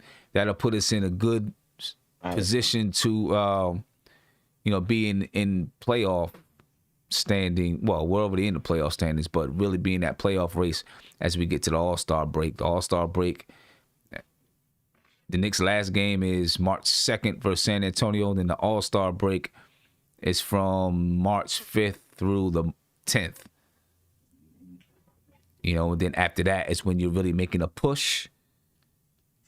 Yeah, I think the Knicks, this is a good time as any for the Knicks to make a run. I would really, really, really like to try to finish out this half of the schedule 19 and 18, something like that. Somewhere around there, 19 and 18. I think that'd be a beautiful situation for the Knicks to be in. It's going to be tough to get there, but it's possible. Looking at the teams we play, I think it's possible. Let me see if this Derrick Rose interview is up. It's not up yet. I'm hoping it gets up. As soon as it gets up, I want to play it. If not, then I guess we'll just have to wait until later. Josh, what do you think about this game coming up against Washington? So, Tony, I know you said that they're kind of like a mirror image of us. No, they're not because they play. Miami. Oh, I'm sorry. I thought you were talking about DC. DC is awful on defense. Absolutely atrocious.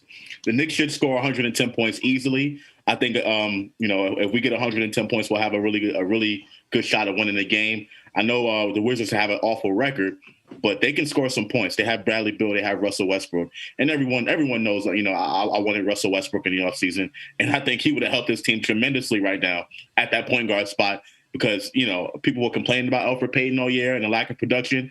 We're talking about a guy that's averaging 18, 10, and 10. From the point guard position. That's something that we all wanted. So again, I just think as long as we come out and play our game, do what we got to do, limit their fast break opportunities, keep them in a half court set, and just rotate and get to our rotations, we should be able to stop these guys. Can't really do much about Bradley Beal. He's going to get his. Russell Westbrook's probably going to get his too. Sometimes he has his games where he doesn't score as much, but I think outside of those guys, no one else has really been stepping up for DC. So I think we should be able to win the game on Friday as long as we play our game and limit Bradley Beal as much as we can.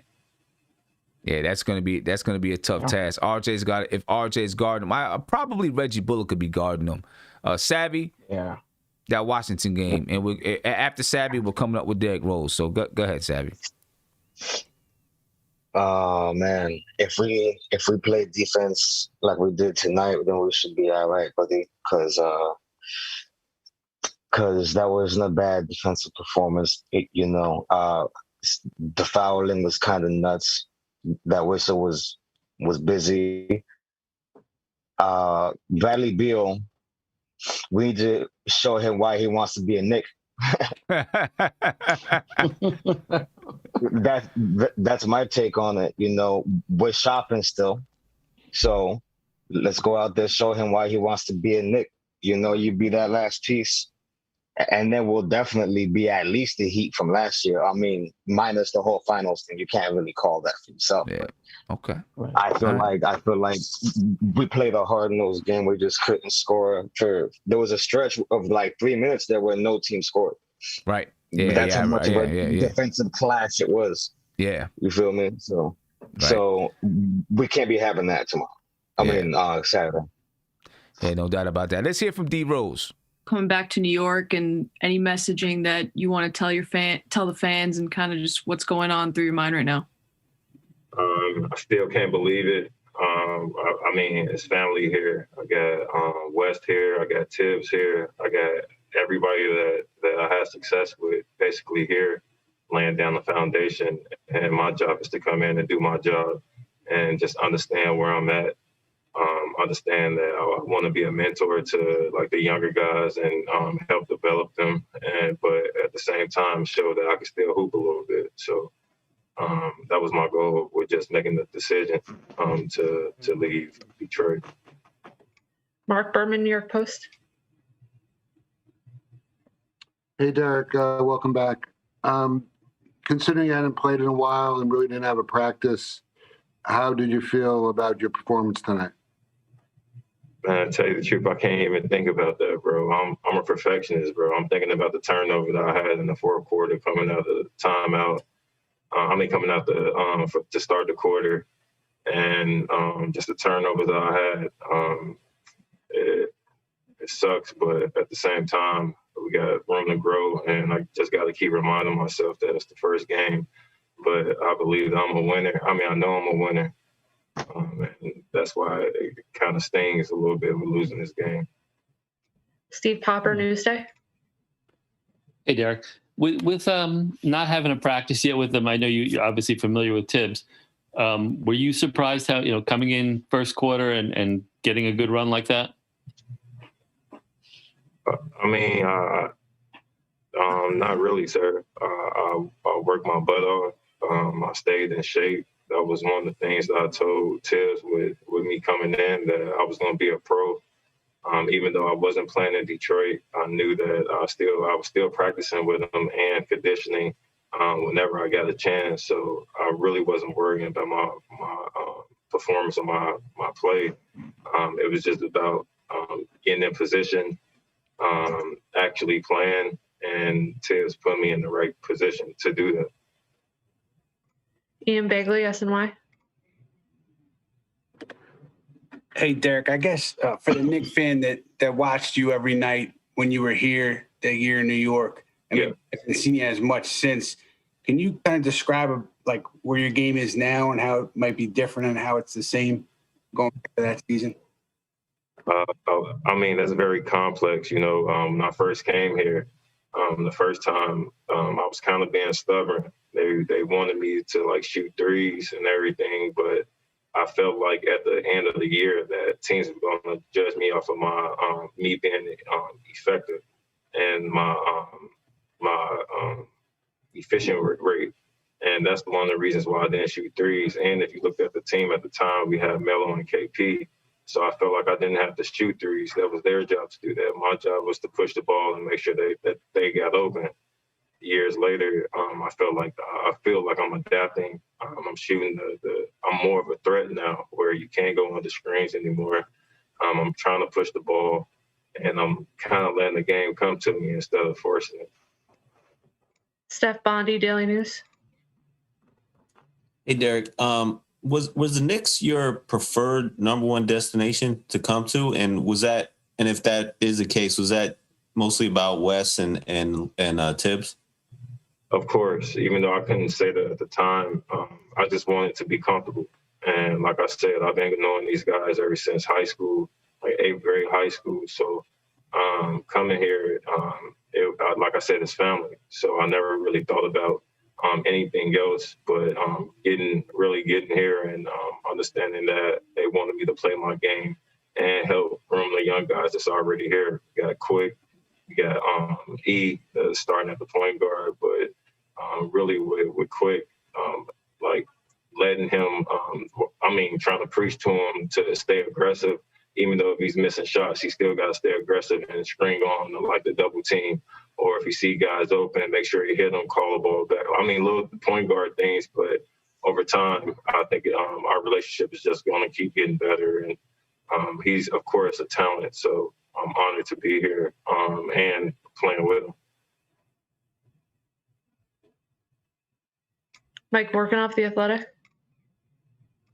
Hey, Derek, just two quick things. One, why did you go with number 4 as the number? And then also, just how long did that trade process take from when you asked Detroit that you wanted to trade to when you got traded to the Knicks? How can I say the 4? My birthday is on the 4th. I got my guys, my closest friend is 4 of us. My mom had 4 kids. My daughter's birthday on the 4th. If you look in the Bible, on the 4th day, I don't want to get into all that, but if you look at the 4th day, it was all about creation. And it's the Emperor card. If you look that up, I don't want to get deep into it, but it just called my name, and that's what I rolled with. And what was your second question?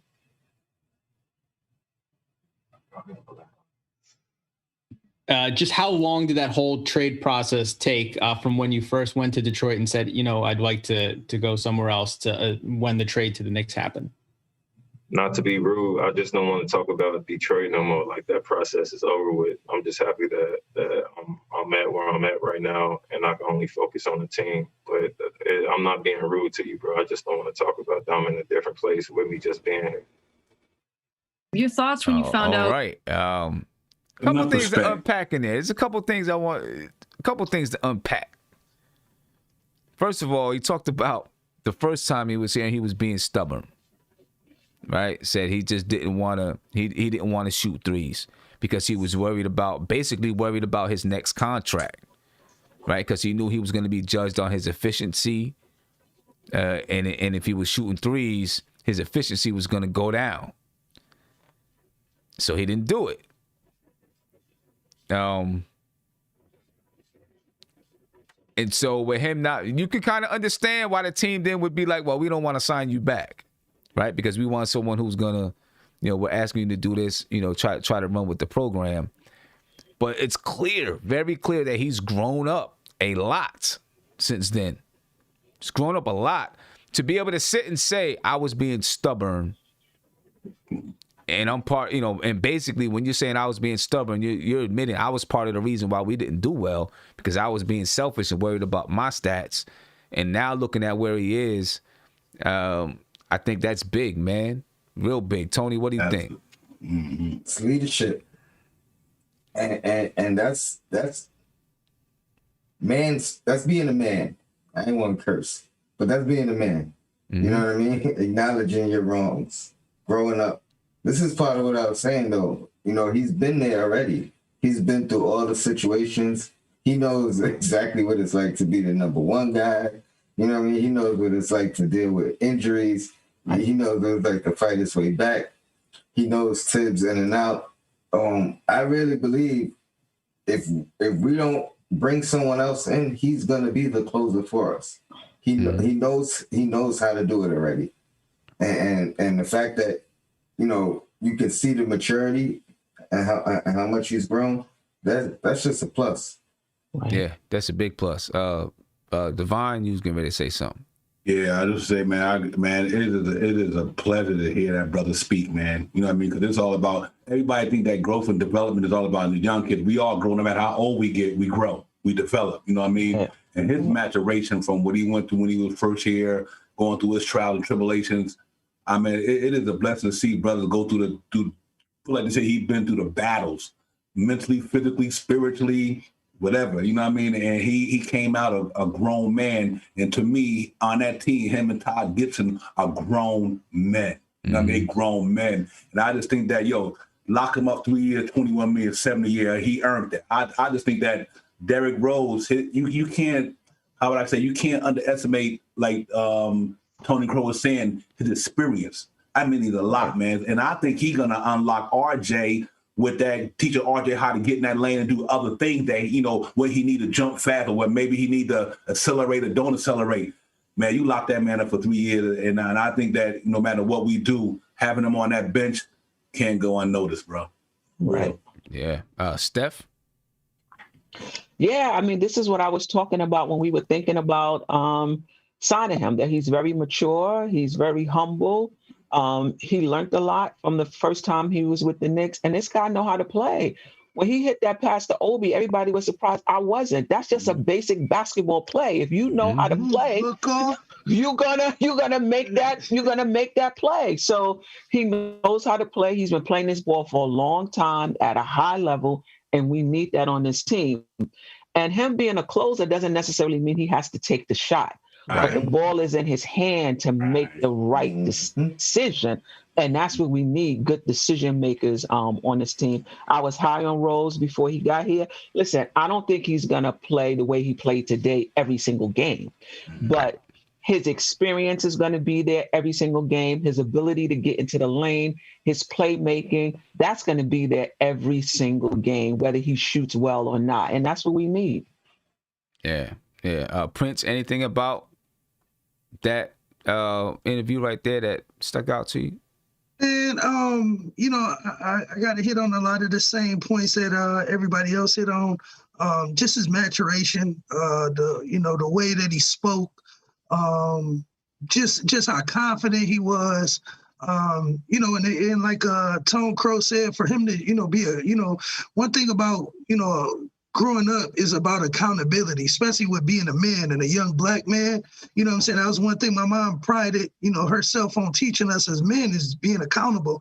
And for him to stand up and say, hey, this is why I didn't succeed last time. And again, like, to anybody who understands accountability, you can take that with a grain of salt and take that to the bank. Like, I respect this dude.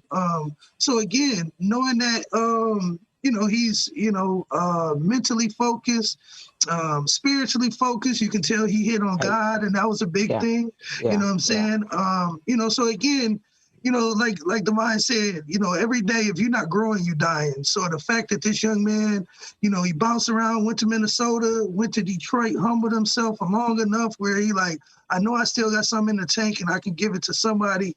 And, I'm saying, thank God Tibbs got another chance. And like he said, I didn't know him and Worldwide West went back like that, but I'm pretty sure knowing the fact that Worldwide West is one of them dudes who, he's been in that scene and, he's that backdoor, behind the deal closer. I guess that's probably how Derrick Rose got to Kentucky. You know what I'm saying? So, but, Memphis at the time. But yeah. With that being said, I just look forward to the guy growing with us and teaching these young guys, taking them under his wing. And, like I said, it just gives us a different amount of swag. Like when we lost to Portland that game, and granted, I'm not saying Derrick Rose is not, my boy Dame Dollar. But again, when you go on the court with somebody like that, it's a different swag about you. You just feel different knowing that, hey, dog, I got Derrick Rose in the game with me. Like, if all else failed, 3 seconds left on the clock, Derrick Rose in the game with me. Right. I know he gonna do something. Like, you know what I'm saying? And and the fact that, now we got a person like that who potentially can, even if not knock down that last shot, like we said, he can be a closer. And the word closer doesn't mean MJ, LeBron closer type of esque is what we're saying. No, we just saying somebody who understands, won't be rattled when there's literally 7 seconds left on the clock and you double team. And what do? Do you split it? Do you shoot the shot? Do you kick it? Like, Derrick Rose, like Tone said, he's been through all that. He's seen it. So again, he can only teach and be in those situations and show guys, hey, this is how you attack it.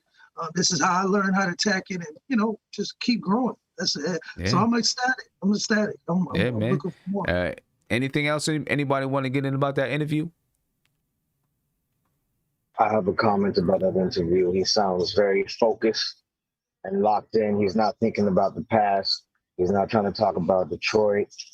He said something that I found that he applied to Emmanuel quickly that I feel like could apply to RJ as well. And he said that when you're like you are a dog, you're aggressive.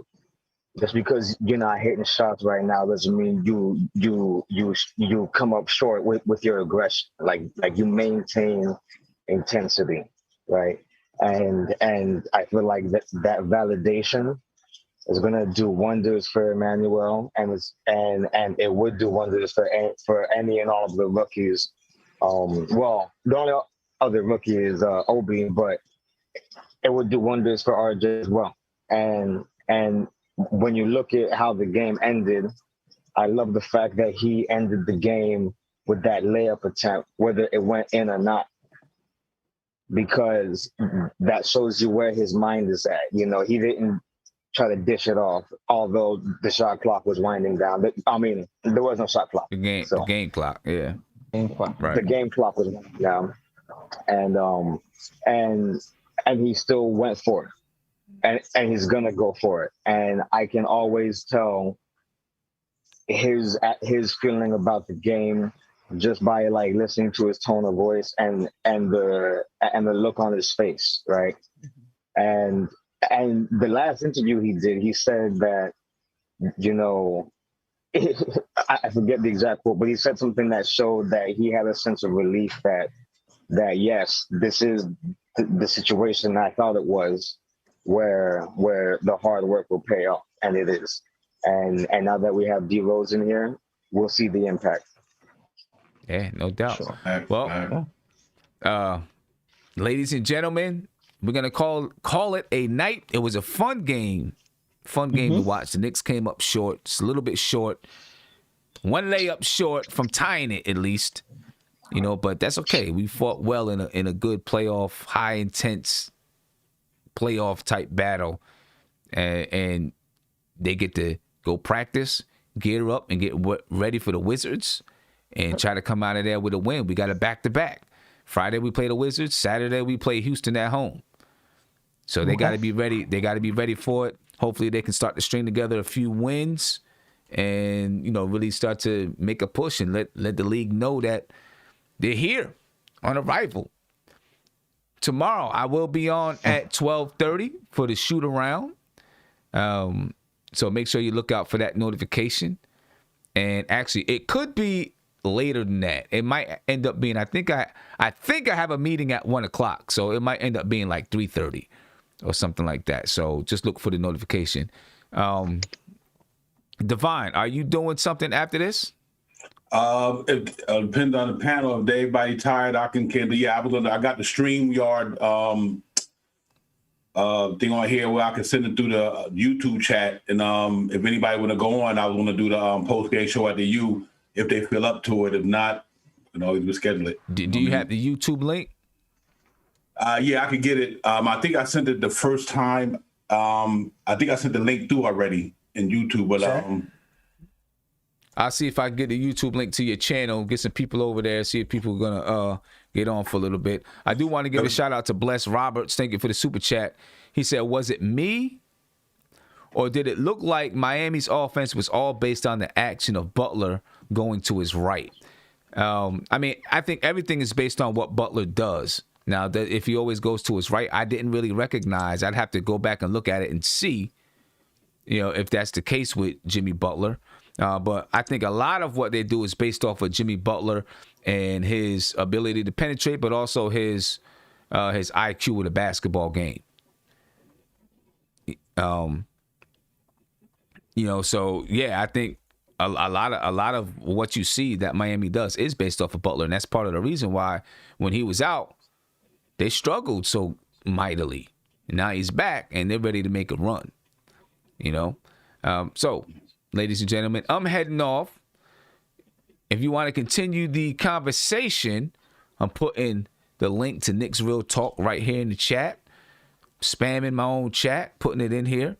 All right, go subscribe to Divine's channel, Knicks Real Talk. And I don't know, he'll probably be on in about 10 or 15 minutes or something like that. But if you subscribe right now, you'll get the notification when he does jump on and go live.